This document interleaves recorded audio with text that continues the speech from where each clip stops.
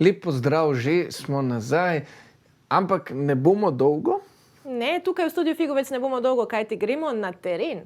Ja, petek je in petek je čas naše stalne rubrike Dobro z dobrim, kjer odkrivamo različne načine, kako v bistvu sodelovati z okoljem, kakšne Različne dobre krožne zgodbe. Krožne zgodbe, tako, kako biti ekološki, kako živeti na ta pravi način, ne, povezano z okoljem in naravo, ga ne preveč obremeniti in tako naprej. In danes bomo na to temo govorili tudi, ko bo govora o zeliščih. Tako je. Pija se mudi na terenu z Natašo Ferrant, Primožem Černelčem in Lenko Puh. Tako da dobrodošli vsi! Tako, lepo pozdravljeni. Tukaj se že ukvarjamo z rastlinami. Kar nekaj, kot vidite, jih je že okoli nas in tele že veselo čakajo na zasaditev. Se pravi, danes bomo govorili o zeliščih. Zakaj natančno pa? Ja, današnja krožna zgodba je namenjena temu, da podpišemo oziroma se zavežemo na nek način, da bomo v Sloveniji pili vsi čim bolj zdrav čaj. Namreč kot država imamo slogan, pametni, kreativni in zdravi. Realno smo v svoji pametni specializaciji kot država zapisali, da bomo pospeševali gospodarstvo na področju pridelave naravnih proizvodnje pa naravnih zdravil in kozmetike. Naš predlog je, da začnemo s čajem. Ker čaj je na nek način osnovna surovina, iz katere se potem lahko pridelujejo tudi drugi zvarki. Že Pehta je rekla, da za vsako bolezen rožica raste pametnemu kekcu. Mi smo v naši skupnosti Pehto povabili zraven že pri kuhanju zdravih juhic. Smo ji pač dali to vlogo začimbnic in tega. Zdaj je pa čas, da ji damo to zeliščarsko vlogo. Zdaj, zakaj smo se dobili ravno ob tej kapilarni gredi v domu v Deosu v Črnučah? Ta greda je nastala že pred dobrimi 4 leti, ko smo se povezali ravno zato, da bi imel kuhar v bližini, pri roki, res sveža zelišča in začimbnice in bi s tem seveda dal okus starejšim ljudem, tisti, ki so ga bili pa navajeni čez življenje. Seveda iz tega ven izhajamo, da sama pridelava in predelava pa zelišč mora biti čim bližji, čim bolj lokalna, ker seveda, če to pride po ne vem kolikih tisočih kilometrih, nima več tistih zdravilnih sestavin, nima te svežine in tukaj mislimo, da moramo s tem, da bomo ponudili ranljivim skupinam, se pravi otrokom in starejšim in vsem nam na delovnih mestih doma zdrav čaj, svež, čim bolj lokalno pridelan, bomo seveda spodbudili tudi večjo pridelavo in predelavo, ki je bila v naših krajih pomembna dodana vrednost na kmetijah. Namreč Bila, ni več? Ne. Žal ne, zato smo tudi danes povabili v goste Natašo iz Inštituta za pivovarstvo in hmeljarstvo Slovenije iz Žalca, ki že več kot 15 let vodi področje razvoja zelišč in aromatičnih rastlin, da nam bo povedala, kakšen je potencial na tem področju pri nas. Seveda, gospodarski pomen tej dejavnosti bomo dali pa samo mi potrošniki, da bomo pač pili več tega čaja in seveda tudi pravilen odkup od teh, ki bojo pridelovali in seveda celotna zelena oskrba, ker če katera točka v tej verigi oskrbe pade, potem nekdo lahko prideluje, pa mu noben ne odkup, pa mu noben ne zapakira v neke filter vrečke kakovostne in seveda ne more priti do končnega uporabnika. Ja, zdaj, kot verjetno slišite, smo zdaj sicer v čudoviti naravi, a ravno zraven tudi nekaj delajo, ampak ne bomo se pustili motiti, ne nazadnje o zeliščih lahko govorimo tudi vedno bolj o njihovem gojenju, naprimer na balkonih. Tako, ja. Kapilarna greda je primer, ker je tudi primeren za balkon, ker namreč ima v spodnji plasti poseben bazen vode, kar pomeni, da rastlini omogoča, da toliko vode počrpa s koreninami, kot jo potrebuje. In seveda to pomeni, da je pridelek oziroma trajnost pridelave toliko bolj preprosta, tudi za tiste, ki nimamo ravno znanja, koliko in kdaj kakšno stvar pa zalivati. Tukaj imamo zdaj kar nekaj različnih rastlin. So te mogoče boljše za naše podnebje ali zakaj ste izbrali ravno te? No, zdaj to bom pa povabila Natašo, da kaj pove o tem, zato ker jaz sem res bolj tista, ki bom kot prodajalec povedala, ne, da čaj, ki je svež, ne, ima tako lepo zeleno barvo večinoma oziroma neko barvo in seveda ni zdrobljen. Ne, tako da če doma pogledamo svoje filter vrečke, bomo videli, da bo tam noter zelo zdrobljeno. Se pravi, je prišla v našo državo nižja kakovost čaja oddaleč, ne tista prva klasa, če bomo imeli pa slovenskega, bo pa takole lep lahko. Ne, tako da zdaj pa glede rastlin bo pa Nataša. Hvala. Vprašali ste za današnji zbor, da zakaj smo te izbrali. V bistvu vedno gledamo, kakšen je naš namen, kdo bo uporabljal in na kakšen način. Tukaj, glede na to, da so starejši občani, sem zelo pohvalno in vesela, da je visoka greda oziroma kapilarna greda visoka, koliko je 40 cm je. Torej tudi tisti, ki so na vozičkih, bodo lahko sem prišli, se dotaknili, tudi utrgali kak listek, tudi poskusili.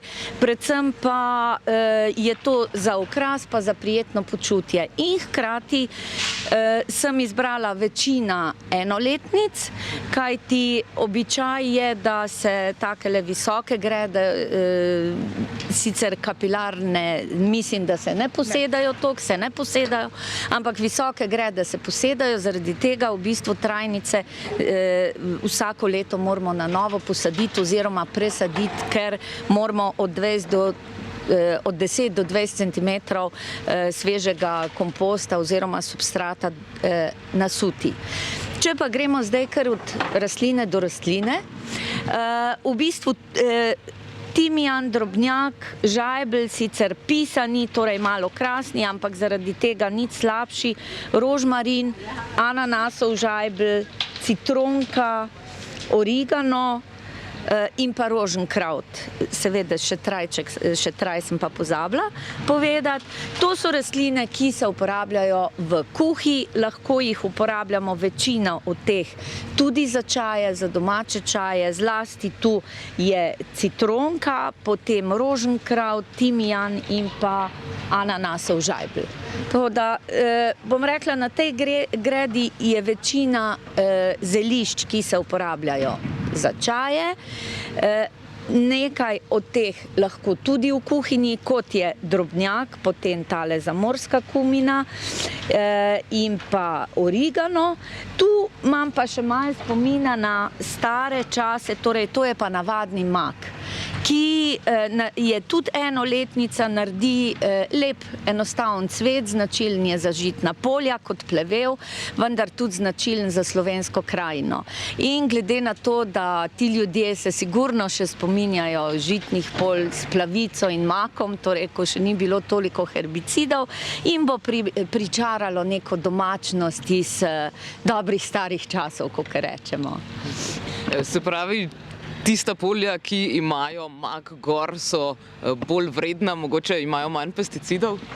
Ja, tako nekako, ker mak in plavica ne marata pesticidov, torej tam, kjer je ali pregnojeno ali preškropljeno ni, in ni teh dveh plevelov, je pa znano tudi, da v ekološki pridelavi, če gremo, recimo jaz sem lani šla po Prekmurju in je marsikatero žitno polje že ob robu, bujna plavica in tudi maka je kar nekaj.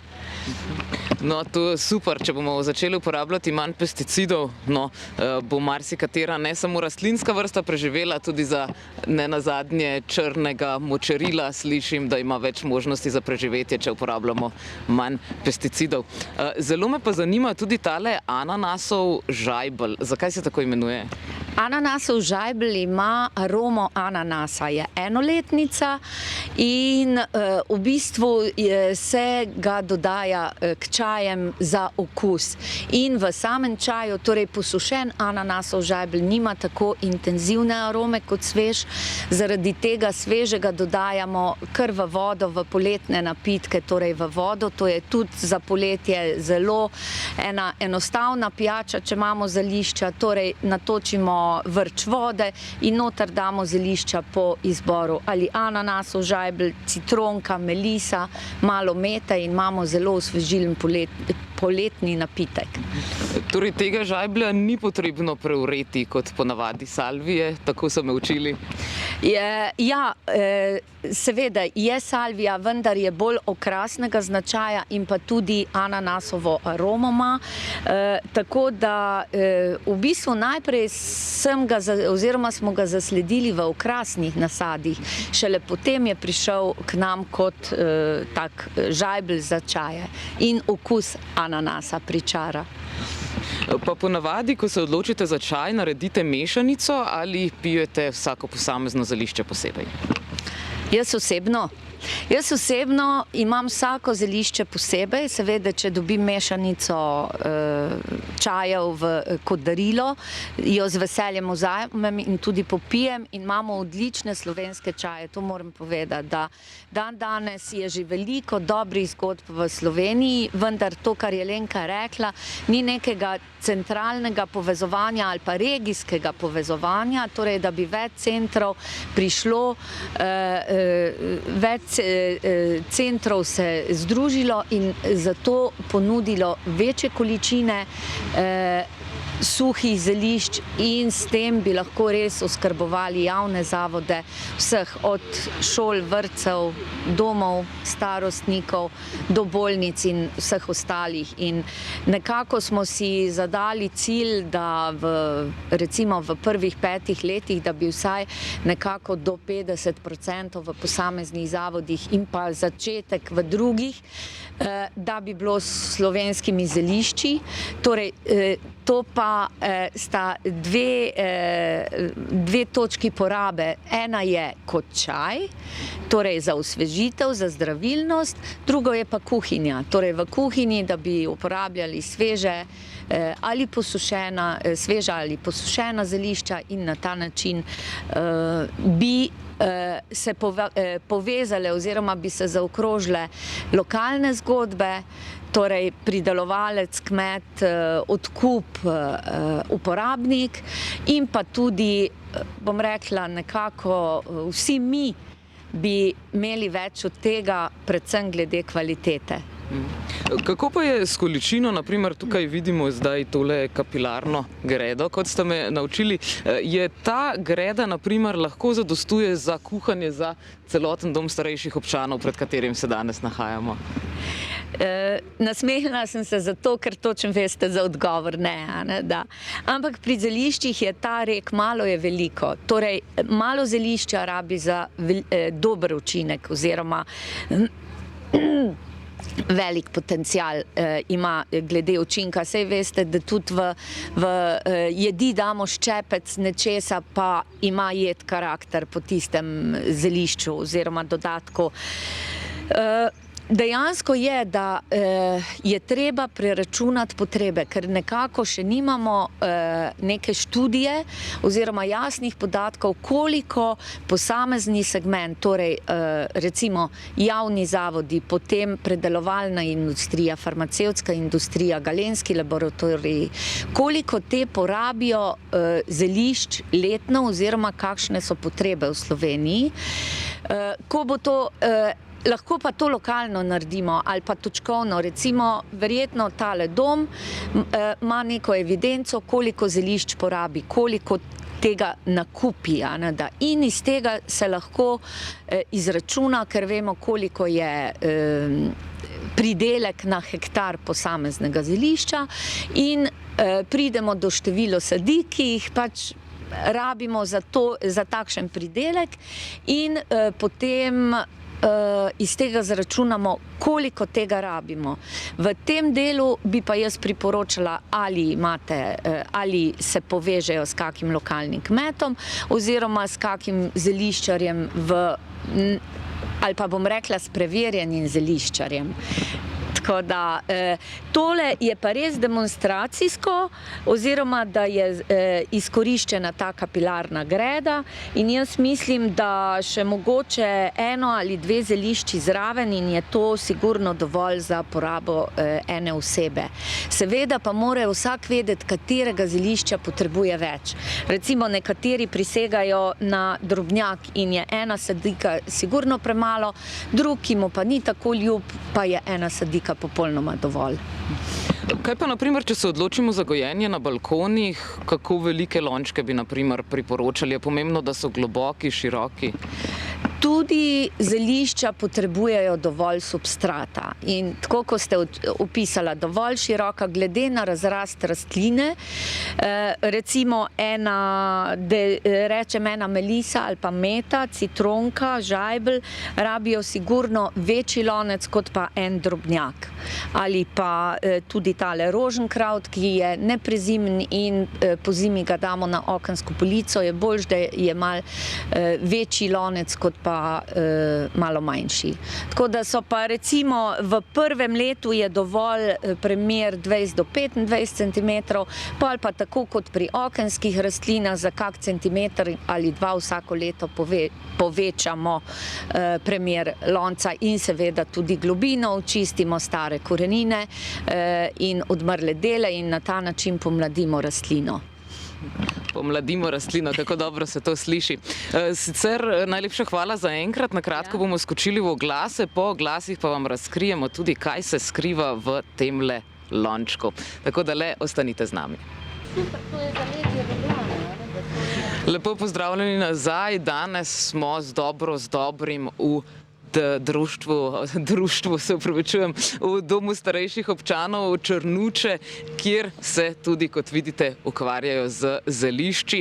No, zdaj pa sem obljubila, da vam bomo razkrili, kaj se je skrivalo ves čas v tem lončku, ki ste ga lahko videli. Tole izgleda skoraj prepovedano. Ja, to je v bistvu čaj. Konopljin čaj, seveda iz industrijske konoplje, ampak na koncu koncev konoplja obstaja samo ena. Zdaj, tisti, kateri v bistvu so to zdali med prepovedane zadeve pred mnogimi leti, so naredili zelo slabo uslugo nam vsem, ne samo ljudem, ampak tudi naravi, ker konoplja je zdravilna. Včasih so čebelari imeli vedno ob svojem čebelnjaku par rastlin konoplje in so čebele same se hodile tja zdraviti. Zdaj, seveda, konoplja je tudi bratranec od hmelja, zato ni nič čudnega, da imam danes to v roki, zato ker inštitut, zdaj bom spet narobe rekla, Inštitut za hmeljarstvo in pivovarstvo Slovenije je nekako za vse nas pridelovalce pomemben, ker raziskuje na področju tudi pridelave konoplje. In kar je zelo pomemben tudi na tistih področjih okoljskih, ki so nam vsem pomembni, da bomo uporabljali čim manj plastike tudi v kmetijstvu in da bomo seveda znali nadomeščati z naravnimi materiali, kot je konoplja, tudi neke druge stvari, od čajev do postelje. V slovenski postelji recimo je že konoplja slovenska namesto kokosovih vlaken. Se pravi, nekako imamo mi pač zgodovino, da lahko preživimo s tistim, kar nam je dostopno pri roki. Nam ni treba voziti nekega materiala vdaleč. Tako da zdaj pa tisto, kar je pomembno, je to, da sama pridelava rastlin na večjih površinah omogoča oskrbo prebivalstva. Mi recimo ne moramo reči, da bomo samo z pridelavo zelišč blizu kuhinj zadostili pač celi potrebi, pač iz razloga, ker so zelišča in začimbe pomembne tudi v drugih produktih, ki nastajajo v industriji in seveda, ker nima vsak možnosti sam in ker je treba tudi to na nek način konzervirati čez zimo, posušiti, sušilnice prave.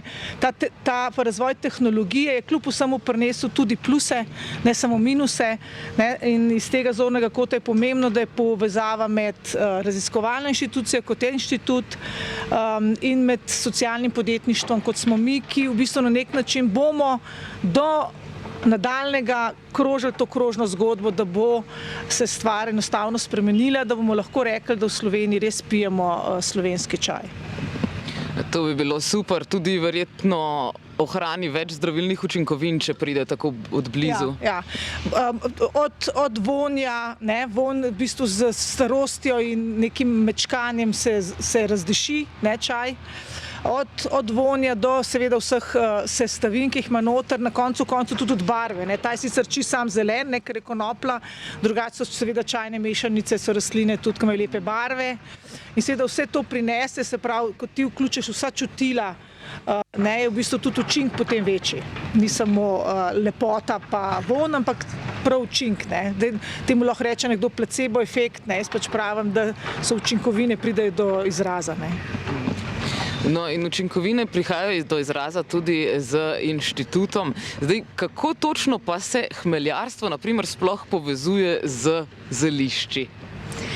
Ja, Inštitut za hmeljarstvo in pivovarstvo Slovenije je bil ustanovljen že leta 1952 in ustanovili in zgradili so ga hmeljarji z lastnimi prispevki, torej to je res visoka zavest, jaz temu rečem, da so začutili in tudi izpeljali Začutili so potrebo po novih znanjih, po razvoju stroke in raziskav na področju hmeljarstva. Zaradi tega so postavili Inštitut za hmeljarstvo. Najprej se je imenoval Hmeljarski inštitut, zaradi tega Lenka tudi malo, bom rekla, se kdaj zmoti pod narekovaji, ampak saj vemo, zakaj gre. In potem, skratka, inštitut se je razvijal, najprej je bila, glavne panoge so bile, oziroma področje žlahtnjenje novih sort, razvoj agrotehnike v hmeljarstvu, kemijski laboratorij, torej proučevanje kvalitete, potem z leti je to rastlo tudi z oddelkom za varstvo rastlin, torej so proučevali bolezni in škodljivce, ne samo na hmelju, tudi na ostalih kmetijskih rastlinah in tam okoli leta 70 je prišla ena huda kriza v hmeljarstvu, ker nekako tam vsakih 7 do 10 let je ena huda kriza v hmeljarstvu ali zaradi viškov, ali zaradi kakih bolezni, ali zaradi vremenskih ali tržnih nesreč, bomo rekli. In se je porodila misel raziskovalcev na inštitutu, kaj bi dali v ta hmeljišča za premeno oziroma kot alternativno kulturo in so prišli do zelišč. Zelišča so zelo pestra skupina, lahko jih sadimo od morja do Alp oziroma tudi v Alpe, od ravnic do hribovitih in zlasti, da se navežem na današnji čas, danes, ko je veliko malih kmetij, je pridelava zelišč, izdelava izdelkov in trženja le-teh velika tržna niša in seveda povezovanje v lokalnem okolju. Da nadaljujem zgodovinsko zgodbo, torej zakaj kot alternativa hmeljarstvu? Hmeljarstvo ima velike sušilnice, torej sušenje zelišč je zelo pomembno pri stabilizaciji pridelka. Potem ima velika skladišča, ker če veliko pridelamo, moramo tudi skladiščiti, ker ni direktne povezave z uporabnikom. In pa tretje, samo znanje hmeljarjev. Hmel je zelnata rastlina in večina zelišč je tudi zelnatih rastlin in znajo in imajo in stroje in znanje, seveda z malo predelave oziroma priredbe bi se to da lepo izvajati tudi na eni hmeljarski kmetiji. In takrat potem so leta 1976 postavili vrt zdravilnih in aromatičnih rastlin. Na začetku je bilo posajenih 40 različnih slovenskih tradicionalnih zelišč. Potem je pa ta zbirka rasla z izmenjavo s sorodnimi inštituti in botaničnimi vrtovi, tako v Evropi kot tudi širom po svetu.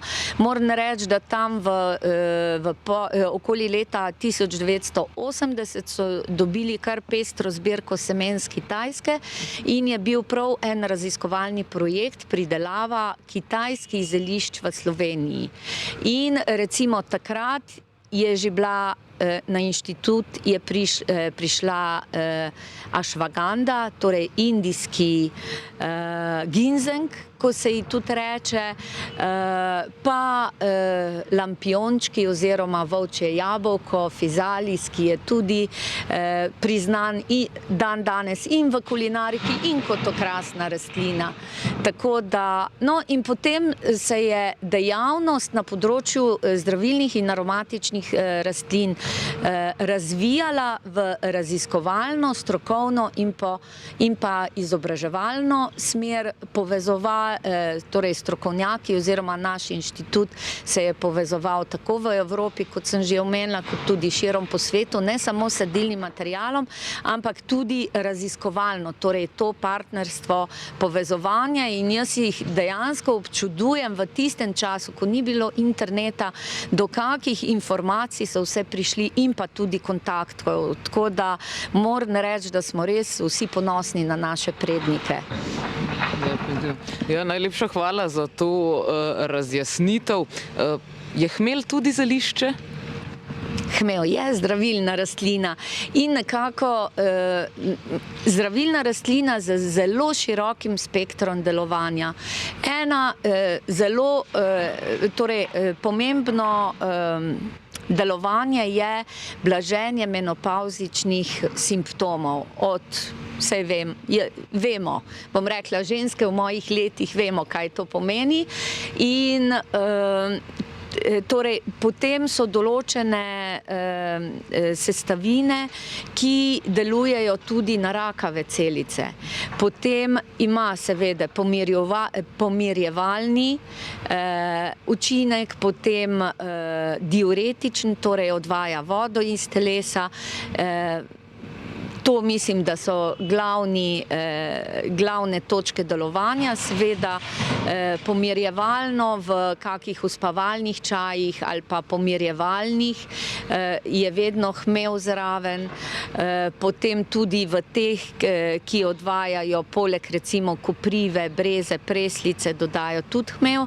Nekateri celo pijejo čisti hmeljni čaj iz hmeljnih storžkov. Moram pa povedati, da je izjemno granak. In tudi to, da okoli 95% pridelka, svetovnega pridelka se porabi v pivovarski industriji, kjer je tudi kot začimba, ostalo pa v farmacevtski ali pa prehranski ali pa torej v drugih smereh.